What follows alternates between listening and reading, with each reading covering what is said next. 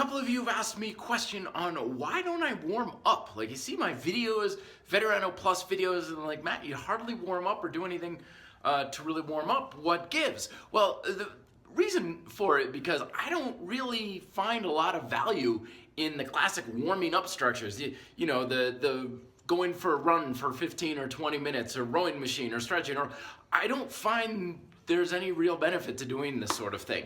And there's a couple of reasons why. Number one is, remember the SAID principle. SAID principle governs everything with exercise, specific adaptation to imposed demand.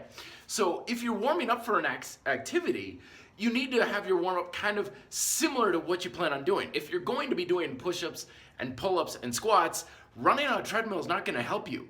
If you're going for a run, doing a ton of push-ups and pull-ups, that's not going to help you either. Because when you're doing an activity, you're basically getting your mind and your body set for that activity. But if then you just throw yourself into something else, you're like, whoa, hang on, what are we doing now? Second of all, stretching and foam rolling. Stretching kind of fallen out of favor these days, but now foam rolling's the new thing. They both fall into the same category for me. One of the reasons why I don't do either of these is because I find they don't help at all. They have never helped me at all, even though I've done them religiously for long periods of time. And here's kind of the way I look at it is, if you're doing an activity that is supposed to improve some aspect of your body, you should have a noticeable improvement in how that activity feels every week. So if you're stretching or you're foam rolling, something's tight, the next time you do that stretch or that rolling or something, it should feel looser.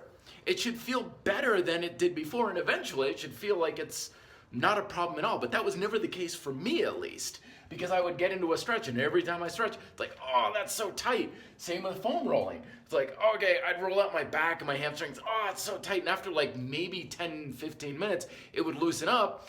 But if I did the exact same thing even later that day, it'd still be tight.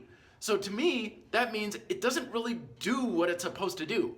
If something's loosening you up, you should stay looser and become looser overall. And I believe there's a lot to be said with that happening from progressive calisthenics. And then finally, it all boils down to tension. You know, tension, as I'm writing in the second book, it all boils down to how well are you using your muscles and engaging things. Because if you have tension flowing through your body in a very good way, you don't necessarily need to prepare yourself. You're ready to go. When I get up in the morning, I'm literally like in the shower or brushing my teeth. I'm getting my back on. I'm like, okay, biceps, glutes, hamstrings, you know, and I'm not even moving, but I'm just turning my muscles on. And I do this all day, every day. I'm never not using my muscles in a proactive way. So when I'm getting ready for an exercise, my mind's like, okay, just more of the same. There's nothing really all that different from it, only there's more resistance to it. But my mind's still engaged with, okay, use the biceps, like you've been kind of turning on all day. And the other thing too is, I personally, for my job, like I'm not sitting at a desk all day.